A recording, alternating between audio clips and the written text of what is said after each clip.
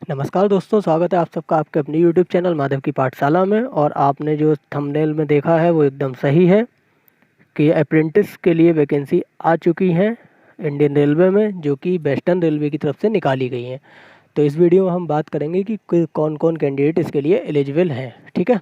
और इसकी last date क्या है और स्टार्टिंग डेट क्या है, ये सारी बात करेंगे। तो सबसे पहले हम देखते हैं कि इसकी ओपनिंग डेट, जो जब से हम फॉर्म अप्लाई कर सकते हैं, वो क्या है।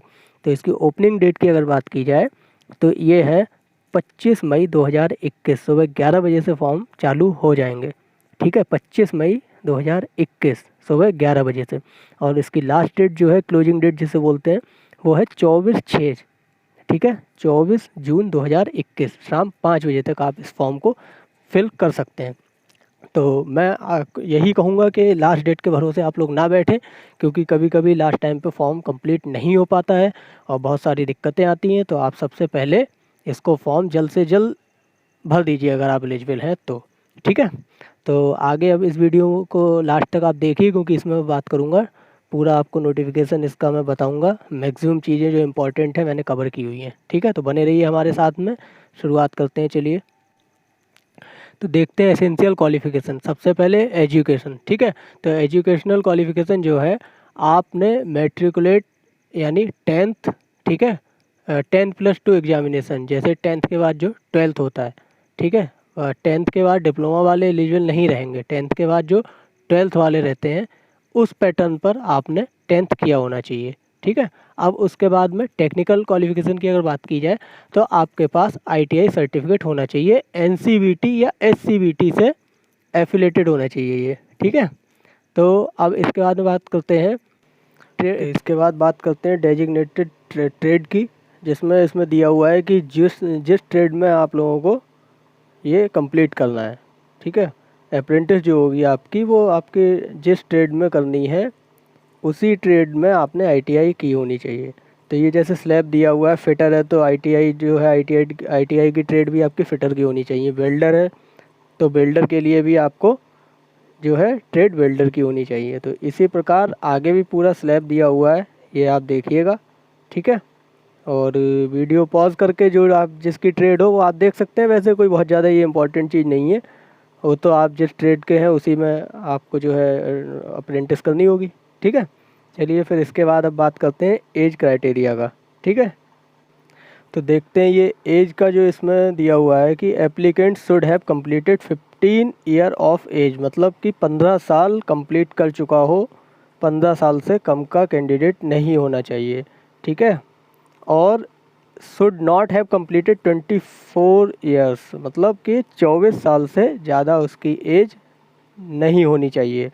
अब यही SC ST OBC की बात की जाए तो यहाँ अपर एज लिमिट जो है वो 5 साल तक की इसमें आपको छूट मिलती है, ठीक है। 5 साल तक की छूट है।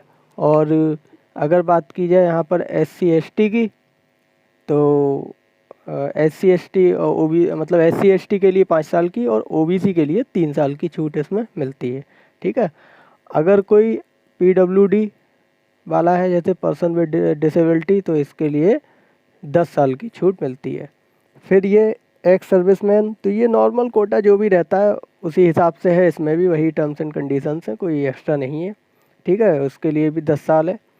तो अब मेन जो है इसमें वो याद रखना है कि 15 साल से कम का व्यक्ति नहीं होना चाहिए और 24 साल से ज़्यादा ना हो, अगर जनरल कैटेगरी में आ रहा है तब, ठीक है।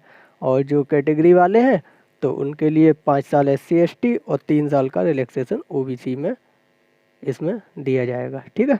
तो ये हो गया एज। अब आगे इन्होंने एक स्लैब भी दी हुई है, वो मैं आपको दिखा देता हूँ थोड़ा सा। ये भी एज की ही है।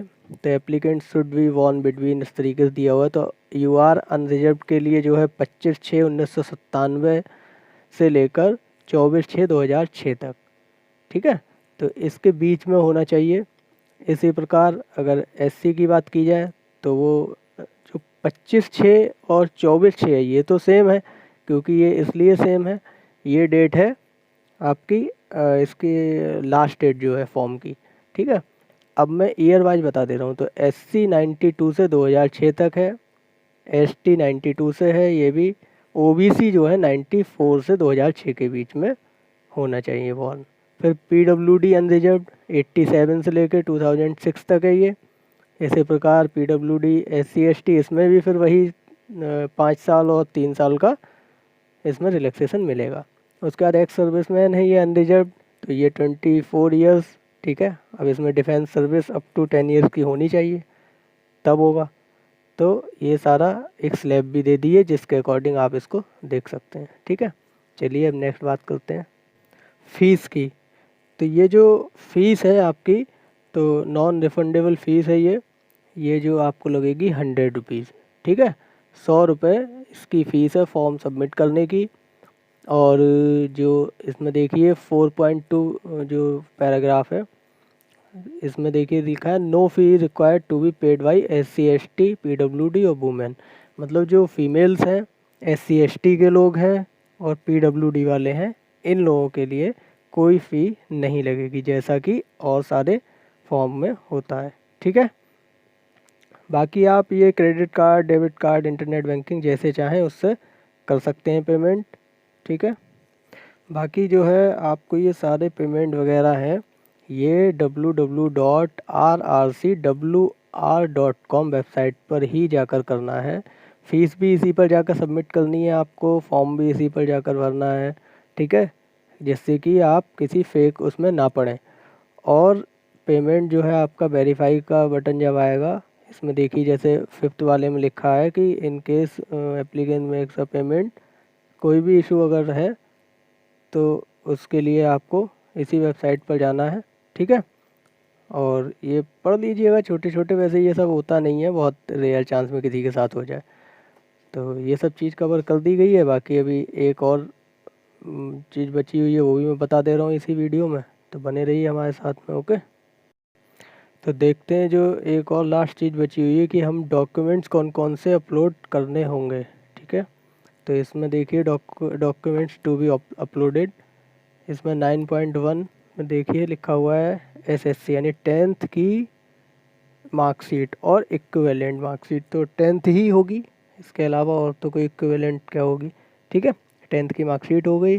फिर इसमें कैंडिडेट का proof of date of birth यानी 10th का जो सर्टिफिकेट होता है वो लग जाएगा। फिर इसके बाद कंसोलिडेटेड ITI मार्कशीट, अब ITI की मार्कशीट है वो लगेगी, उसकी ज़रूरत पड़ेगी, ठीक है।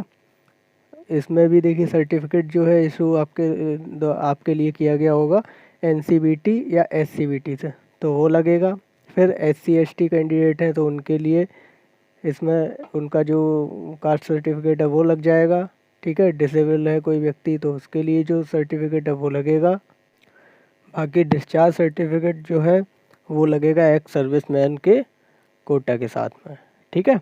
अब इसमें जो है आपके देखिएगा 9.8 को, ये ज़रूरी चीज़ है, इसमें जो स्कैन कॉपी लगेगी ये सारी आपको फ़ोटोग्राफ का साइज़ दिया हुआ है और जो डॉक्यूमेंट्स लगेंगे उसका भी साइज़ दिया हुआ है, इसी के अकॉर्डिंग होना चाहिए, ठीक है। तो जैसे आप यहाँ देख रहे हैं कि फ़ोटोग्राफ है आपका 3.5 सेंटीमीटर बाई 3.5 सेंटीमीटर का होना चाहिए, ठीक है। इसी तरीके से और एक चीज़ कि ये 3 महीने से ज़्यादा पुराना फ़ोटो नहीं होना चाहिए। फॉर्मेट जो रहेगा JPEG और JPEG फॉर्मेट रहेगा। फिर 100 DPI में रहेगा। तो ये इसमें दिया हुआ है, आप देखिएगा, ठीक है। इसकी जो फाइल साइज़ है वो 20 KB से 70 KB तक होना चाहिए, ठीक है। तो इसको आप कंप्लीट कर लीजिए फॉर्म, बेहतर फॉर्म है आपके लिए अगर आप अप्रेंटिस करना चाहते हैं रेलवे में, ठीक है। चलिए तो इसके अलावा और भी कोई ऐसी जानकारी जो फॉर्म वगैरह निकलेंगे वो आपको मिलती रहेगी, हमारे साथ बने रहिए, इसी चैनल पर दूंगा मैं, ठीक है। चलिए फिर मिलते हैं नेक्स्ट वीडियो में, तब तक के लिए नमस्कार। प्लीज़ सब्सक्राइब माधव की पाठशाला एंड प्रेस बेल आइकन।